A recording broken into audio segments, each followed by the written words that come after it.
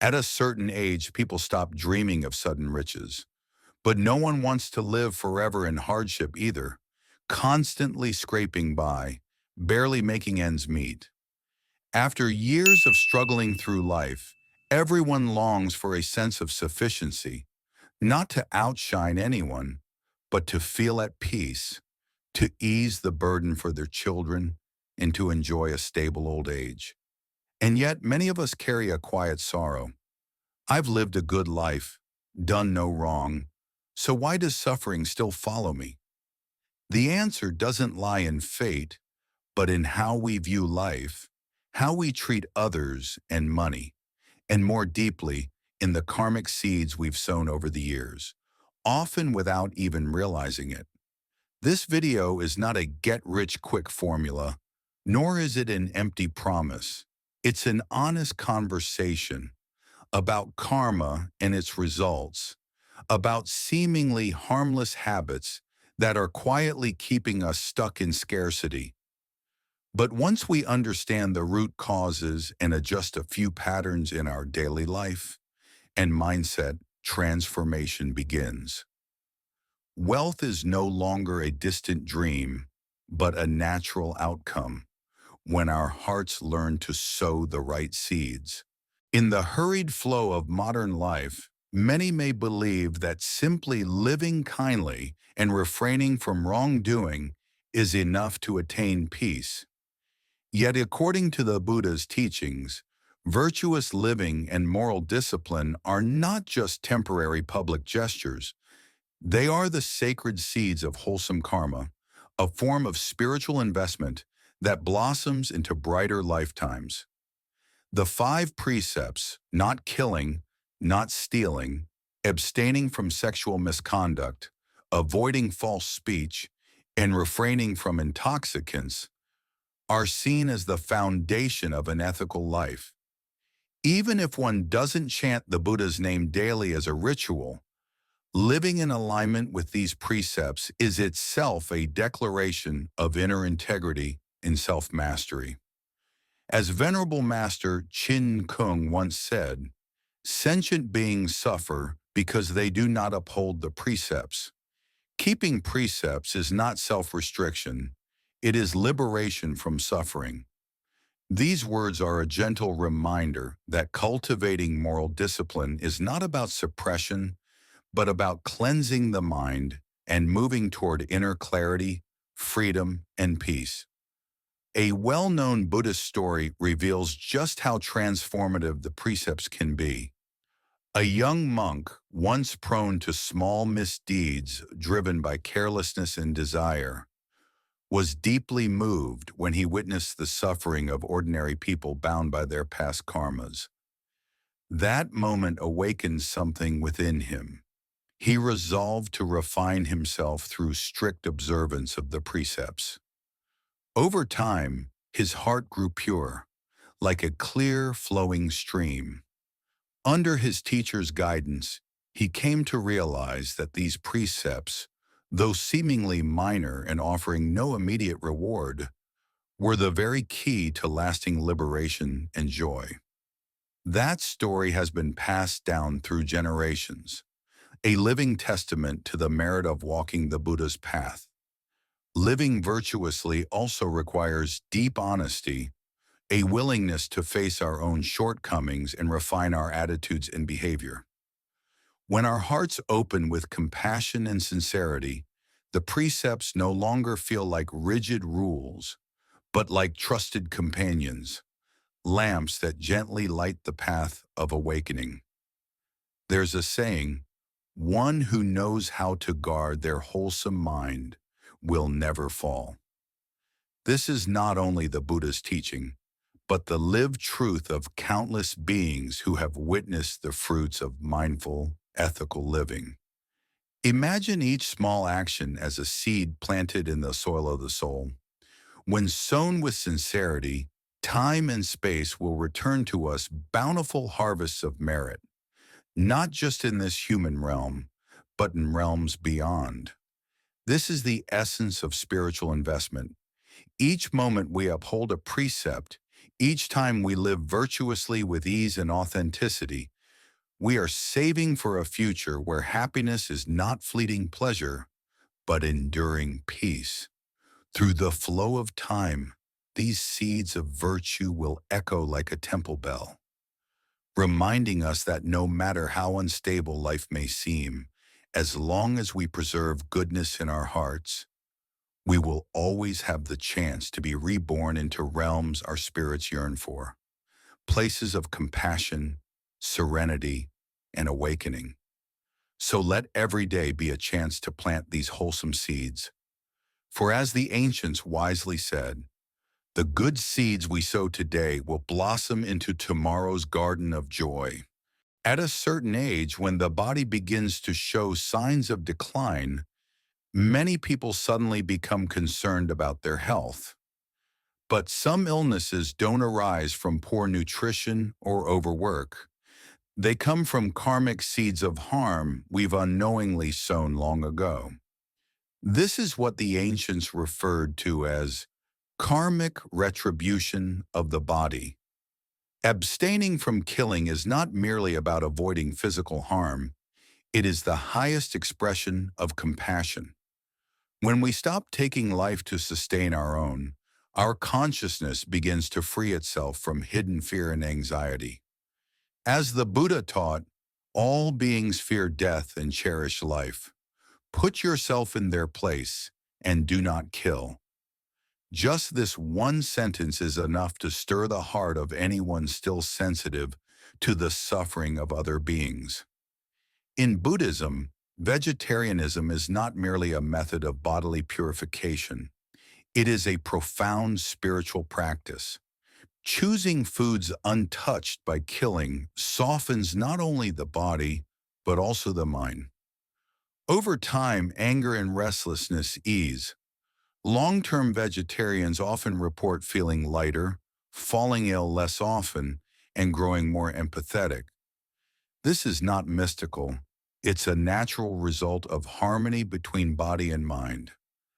There's a story in Buddhist texts about a layman named Hoa who owned a popular restaurant known for its grilled meat. One day his son fell seriously ill with a strange condition that no doctor could cure. In desperation, he turned to a temple and asked a monk to chant prayers. The monk gently replied, "If you want to save your son, stop creating the karma of killing." From that day, Hoa shut down his restaurant, vowed to eat vegetarian, and kept the precepts. Within 3 months, his son's health noticeably improved. Eventually, the whole family transitioned to a plant-based, compassionate lifestyle. Hoa later shared, "I used to think vegetarianism meant sacrifice, but now I see it as a blessing.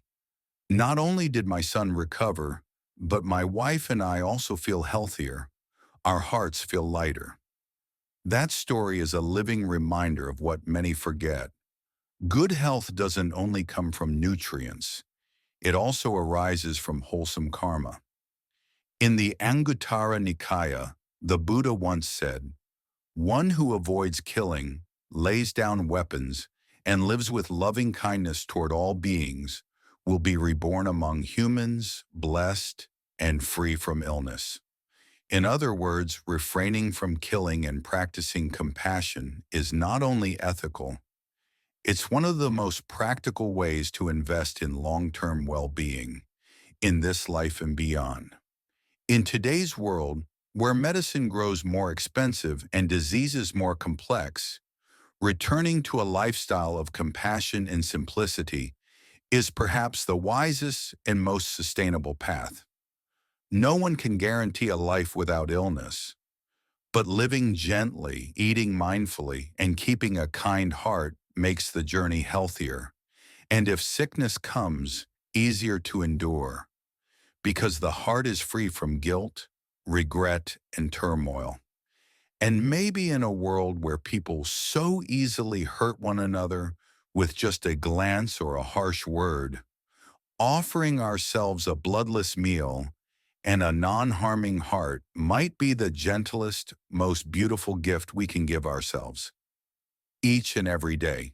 In the light of karmic law, every coin we earn, every possession we hold, is not merely the result of effort, it is also a reflection of the merits we have accumulated through acts of compassion.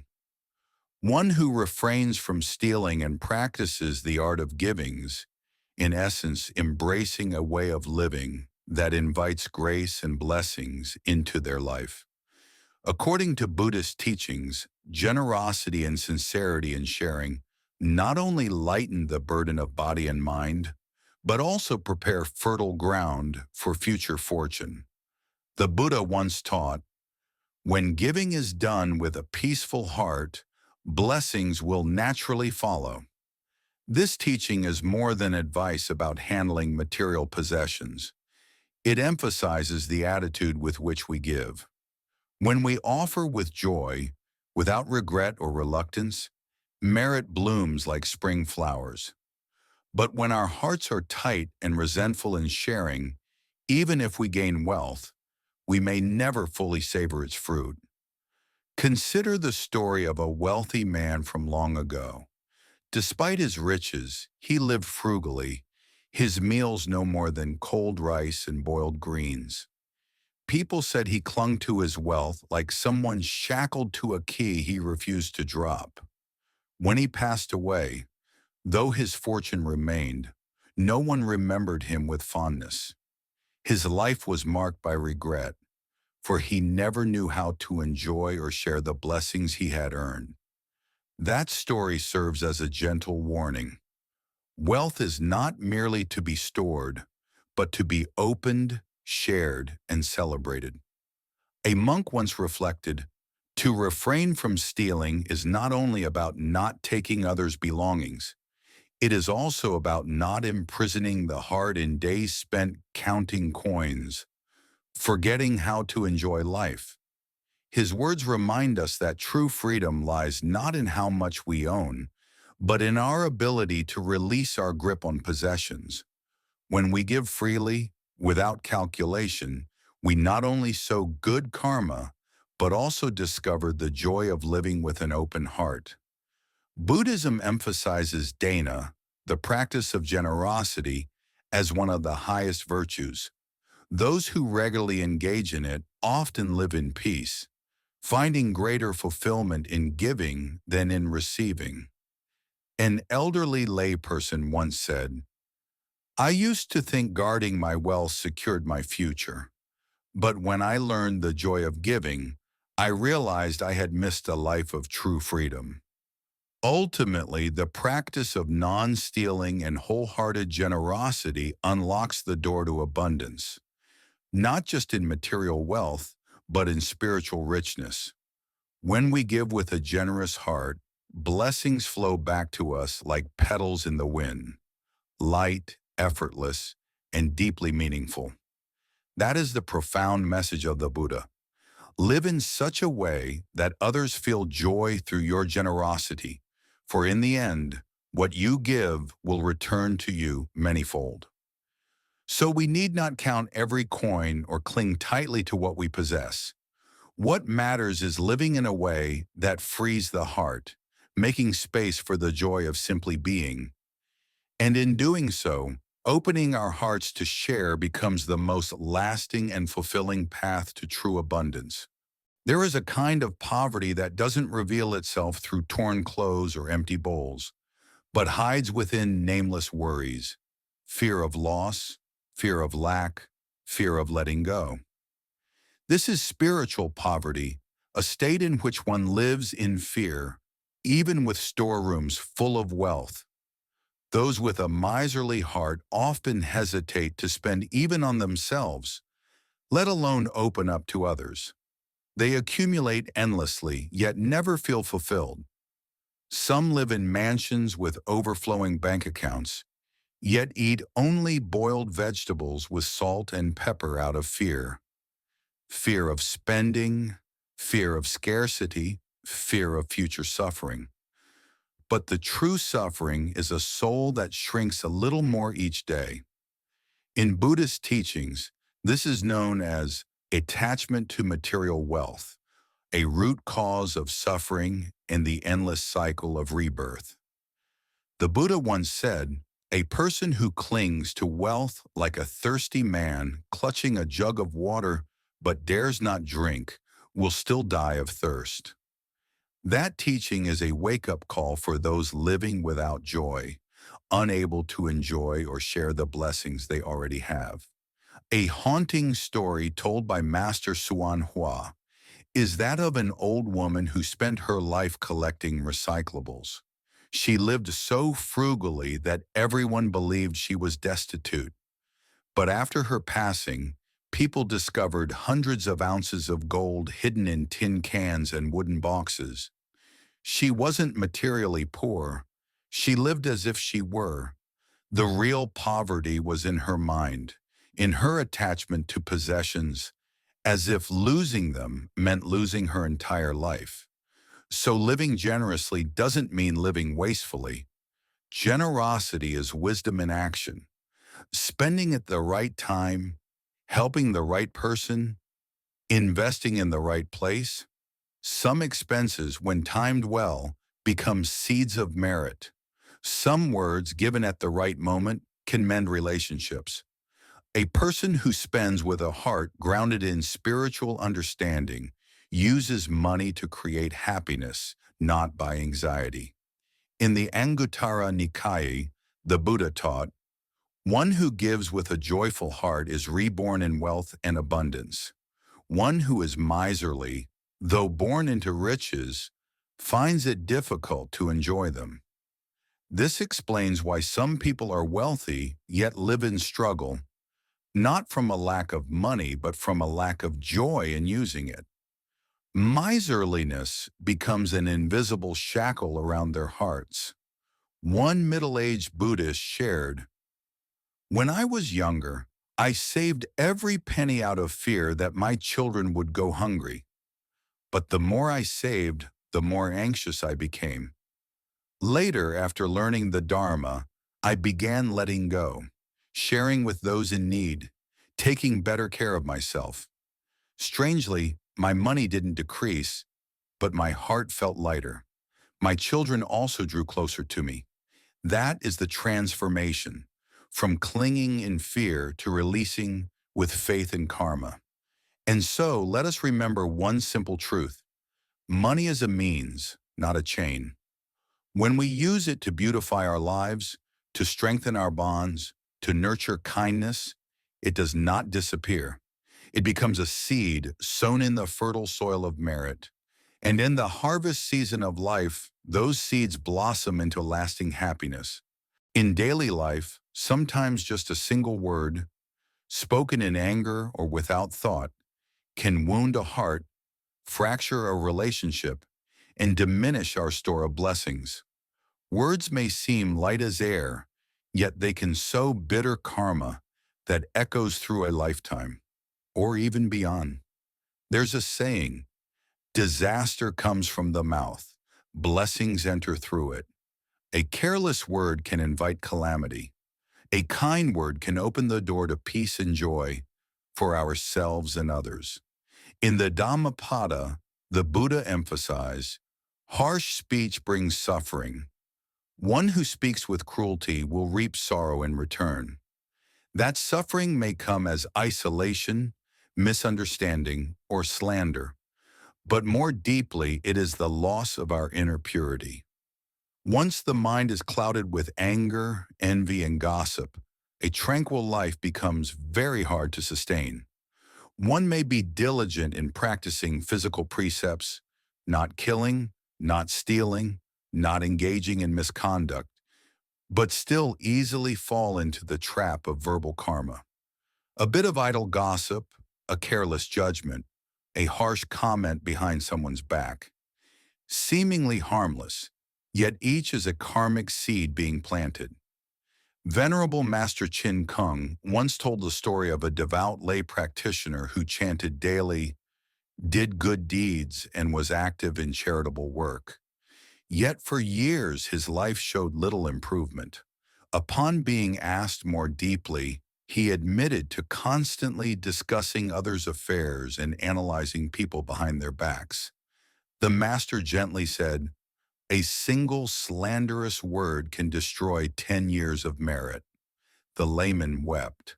From that day on, he firmly resolved to guard his speech, speaking only kind and wholesome words. Before long, his life transformed. Things flowed more smoothly, his family found harmony, and his heart felt as light as the sky. Thus, the mouth can be a gate to heaven, or the threshold of suffering. Every word should pass through three gates. Is it true? Is it kind? Is it necessary? The ancients taught, let your words be like cool spring water, able to calm the fires of anger in others. When we use speech to soothe, uplift, and connect, our mouths become like lotus blossoms blooming in the dusty world. In that very moment, we are planting seeds of merit for ourselves. A Zen master once said, speak as though reciting the Buddha's name, each word gentle, each thought filled with compassion.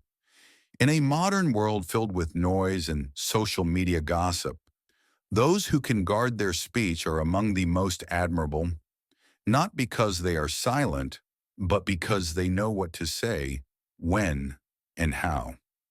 It is not enough to guard the body, we must also guard the mouth, because verbal karma is easily created but difficult to undo.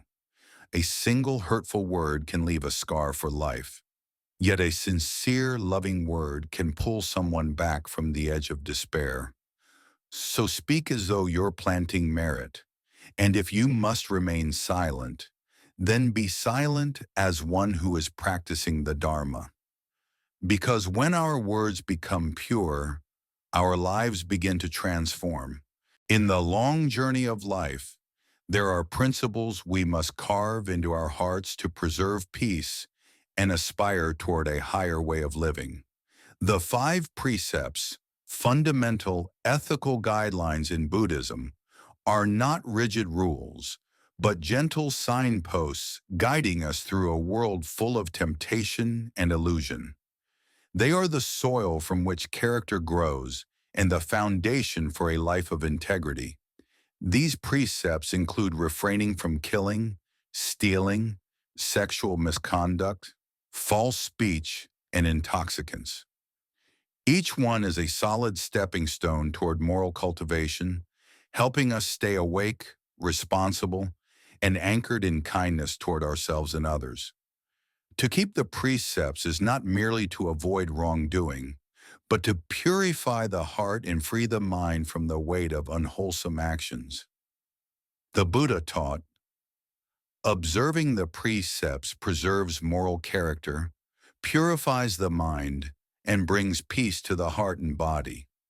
Those who uphold the precepts will dwell in ease and be free from sorrow.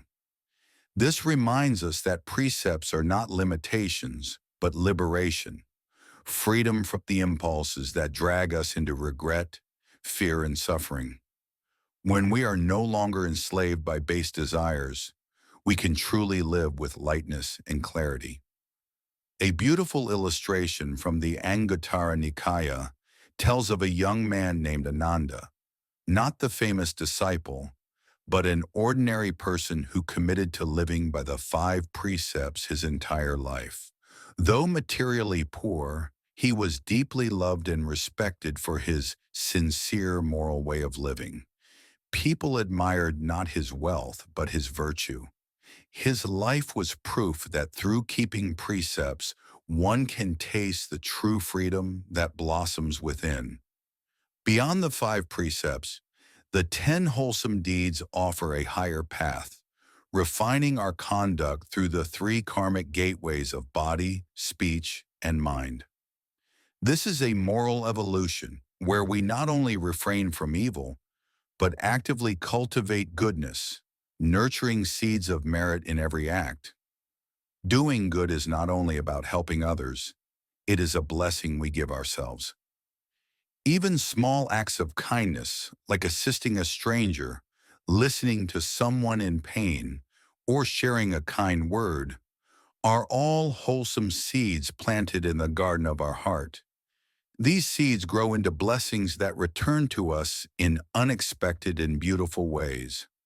The Buddha once said, "One who performs wholesome deeds through body, speech, and mind will be reborn in heavenly realms, free from suffering and lack and filled with joy." This shows that the path to heaven is not some far-off realm, but a present moment reality. Every kind act, every pure thought, every gentle word is a step toward joy and peace. A powerful story from the scriptures tells of a king in a past life. He lived by the 10 wholesome deeds, cared deeply for his people, never took what wasn't his, and practiced fairness and compassion. When he passed away, he did not descend into realms of suffering. Instead, the heavens opened, and he was reborn in a realm of bliss, lifted by the merit of his virtuous life. The 10 wholesome deeds had become the key to his liberation.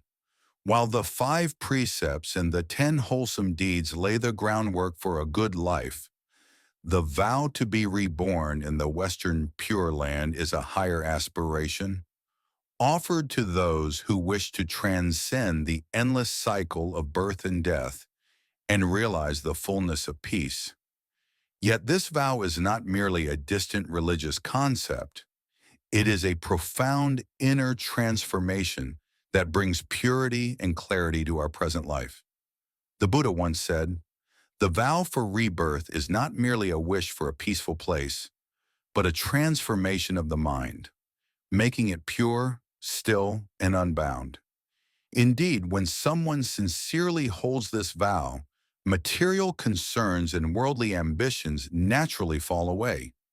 They loosen their grip on attachment and turn toward inner tranquility. This path leads to a life of deeper meaning and serenity. The Amitabha Sutra tells of a humble householder who lived a simple life but constantly aspired toward rebirth in the Western Pure Land. He didn't just pray for it, he lived it. He helped those around him, nurtured his family, practiced kindness, and recited Amitabha Buddha's name with devotion.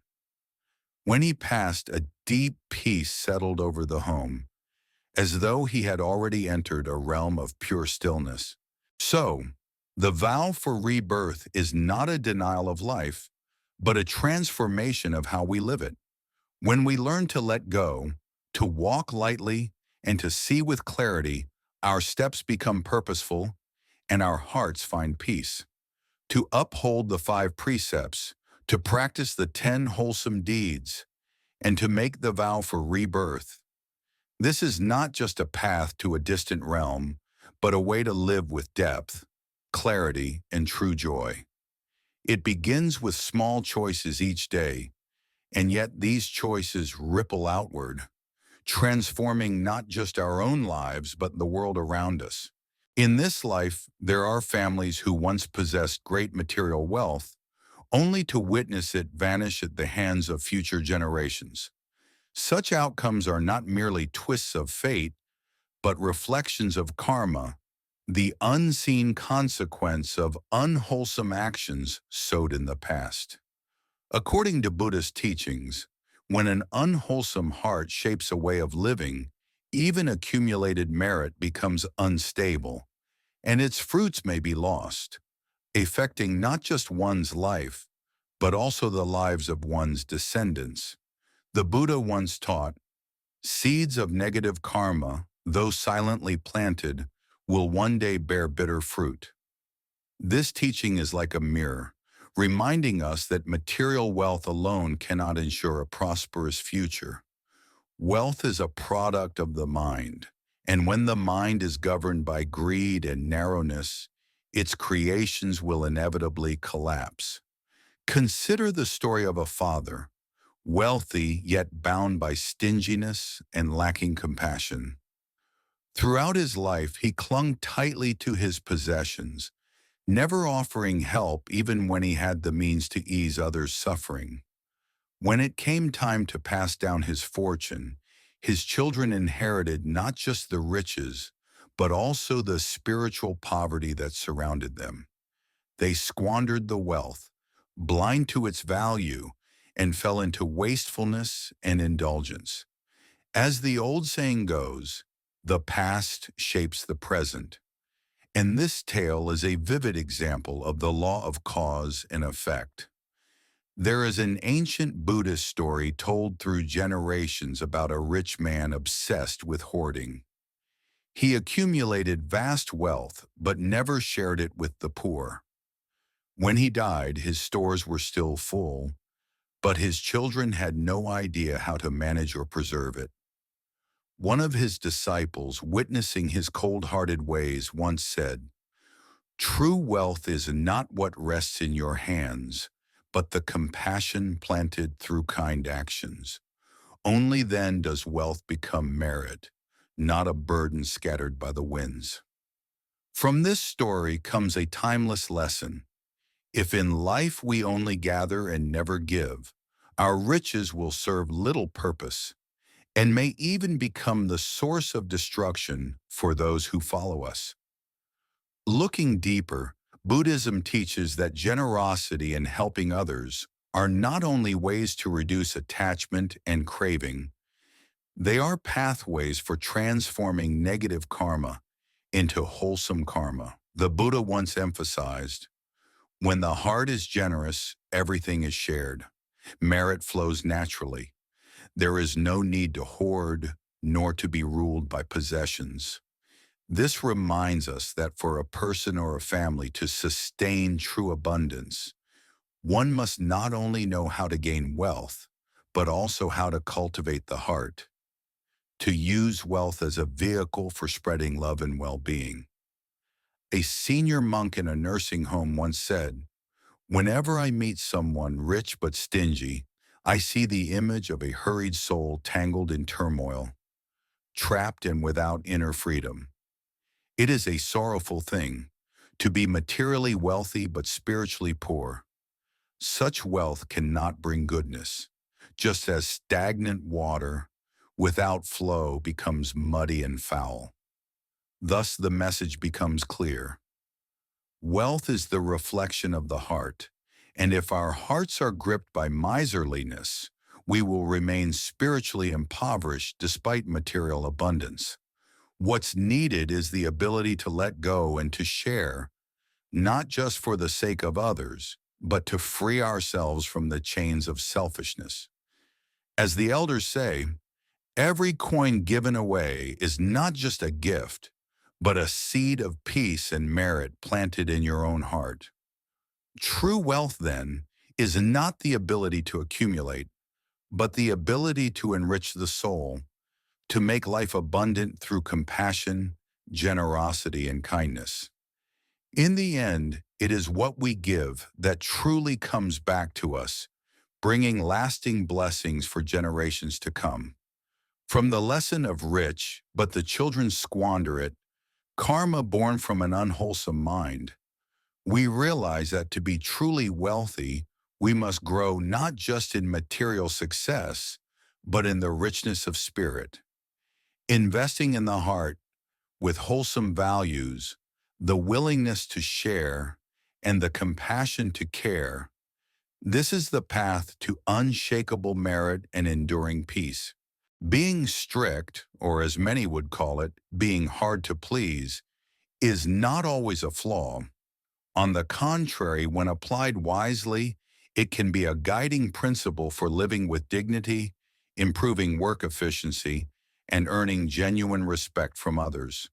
However, when overdone, this same strictness can become a thorn in the eyes of others, straining relationships and pushing people away. In life, we often encounter imperfections. Some people refuse to accept them. They expect everything to be flawless, every task to unfold exactly as they envision. For them, this is a sign of seriousness and discipline. Yet when the craving for perfection becomes excessive, not only does work become burdensome, but relationships also begin to crack. A story from the Anguttara Nikaya tells of a student who followed the Buddha and insisted that every teaching be delivered precisely without a single error. The Buddha, with compassion and wisdom, gently advised him, "Live like water, flowing with the current. Do not be too rigid, for that which is too stiff will break, but that which is flexible can pass through anything." This advice is not simply about avoiding impatience, but a profound lesson in adaptability and embracing the imperfection of life. In our daily lives, if we obsess over perfection, if we're overly harsh with ourselves and others, we unwittingly confine ourselves to a rigid frame, one that is hard to break free from.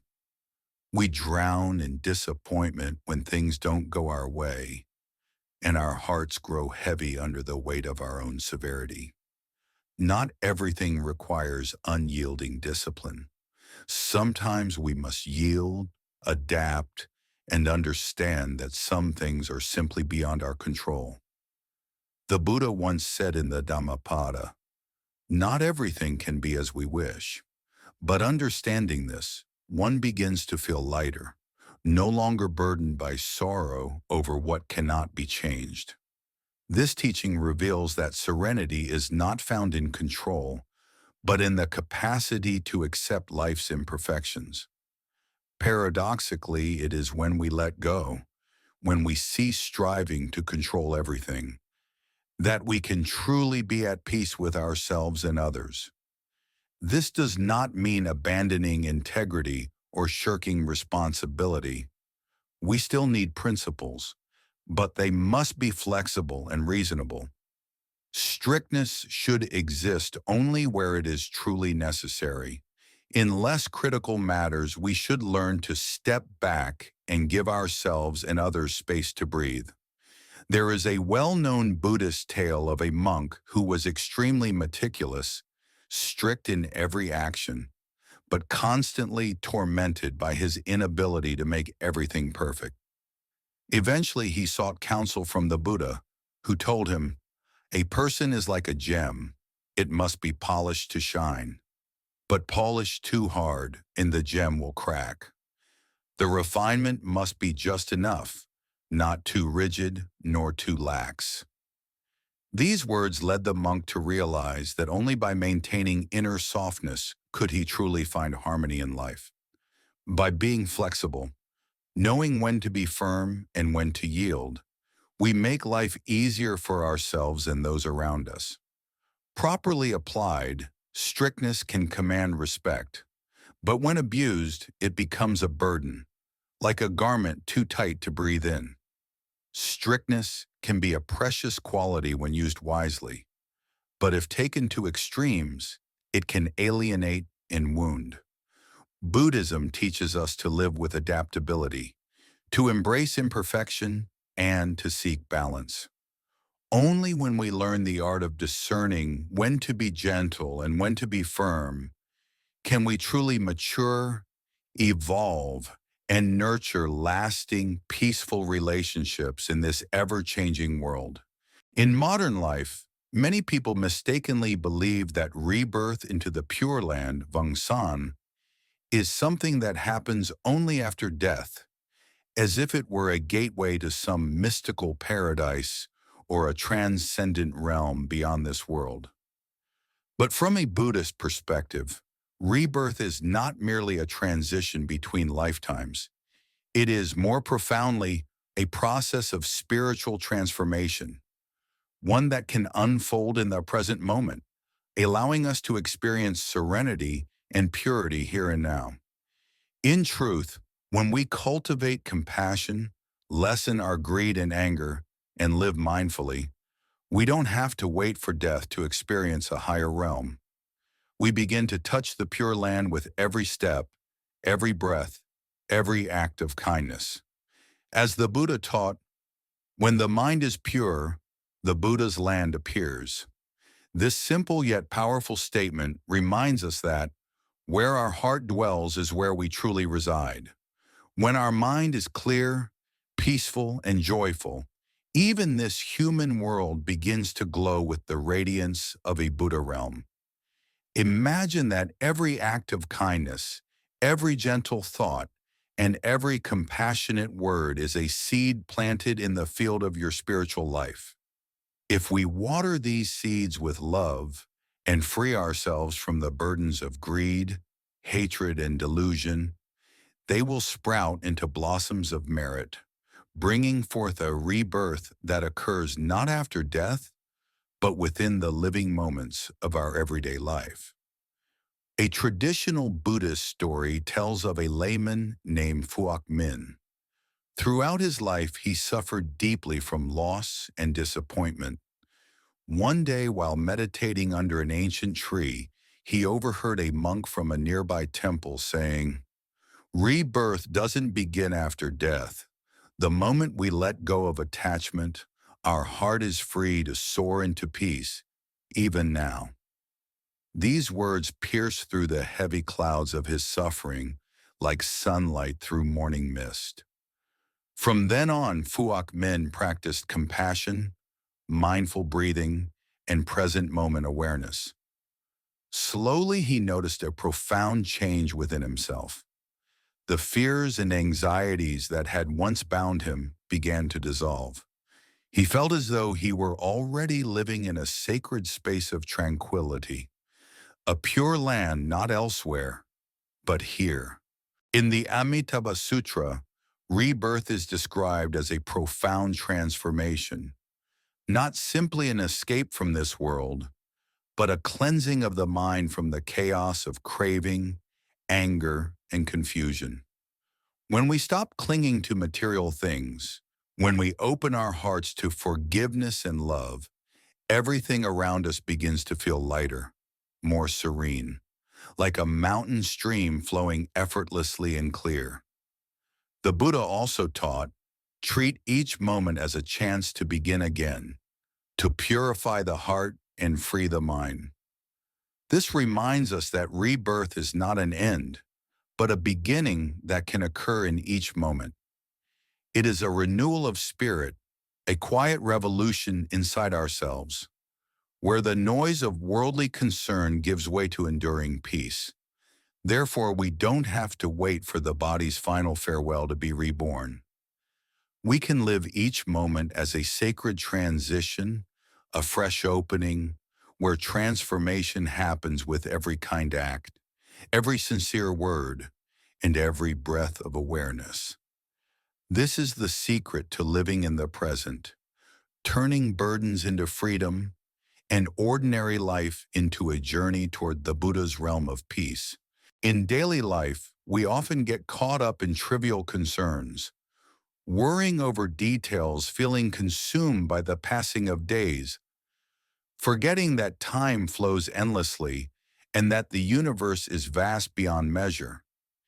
In Buddhist scriptures, the word uka refers to the number 100,000. While this may sound immense to our human ears, in the context of Dharma, it is but a grain of sand in the desert of infinite time. As the Buddha once taught, one day for the Buddha is a century for humans, and 1 century for humans is a day for the Buddha. This teaching reminds us that time in this universe cannot be measured by the tiny units humans cling to, and that a single human lifetime is but a fleeting moment in the boundless cosmic flow. To help beings realize the brevity of life, Buddhism doesn't merely present large numbers to impress, but to awaken us to the impermanence of all things. Everything in this life is subject to birth, aging, sickness, and death. Nothing is eternal. And when we cling too tightly to our little fears and everyday burdens, we waste the precious gift of being alive. One story from the Buddhist texts tells of a young monk who constantly felt overwhelmed by life's brevity and hardships. He believed he didn't have enough time to fulfill his dreams and often felt tired and defeated when facing challenges. One day, seeking guidance, he came to the Buddha. The enlightened one simply pointed to a single leaf in the garden and said, "If you only look at this leaf and think that life is just this, you'll find it small and meaningless. But if you look beyond, to the whole garden, to the entire universe, you'll see that this leaf is just one part of something vast and magnificent. Life is the same. Don't fix your gaze only on the hardships. Broaden your view and you'll realize that all things are but specks in the great wind of time." With this teaching, the young monk came to understand that if we are constantly tangled in our small sufferings, we will never see the bigger picture, the cosmic canvas of existence. Only when the heart is at peace, free from attachments, can we begin to grasp the vastness and timelessness that surrounds every moment. Thus, when Buddhism uses numbers like countless eons or 100,000 kalpas, it is not to frighten or confuse us, but to expand our perspective. 100,000 is not just a number. It is a reminder of the grandeur of the universe, the brevity of human life, and the futility of trying to control everything. What we can change is how we perceive and engage with this world. Through these teachings, Buddhism guides us gently toward letting go, like a lotus petal floating freely on a quiet autumn lake. Letting go doesn't mean abandoning everything. It means releasing our tight grip on what is not truly essential. Let go of needless worries. Let go of unnecessary pain, so that the soul may breathe and we can live each moment with presence, not in fear, but in freedom and peace. When we learn to let go in this way, we stop looking at life through narrow lenses. Instead, our hearts open wide. Our thoughts stretch beyond the limits of self. We begin to see the immense, the eternal, the unmeasurable. In such moments, we truly touch the greatness of the cosmos, the infinite nature of time, and the profound preciousness of each breath we take. Life is not a race to be won, nor a battle to be fought at all costs. Every small action, every fleeting thought is a seed sown in the soil of the heart. If we choose wisely, planting seeds of mindfulness, compassion, and wisdom, then from that soil will blossom a garden of wholesome deeds, fragrant with peace and happiness. As the Buddha taught, life is a continuous stream of present moments. When we practice mindfulness in every action, every word, every thought, we have already begun our journey to the Pure Land within this very life.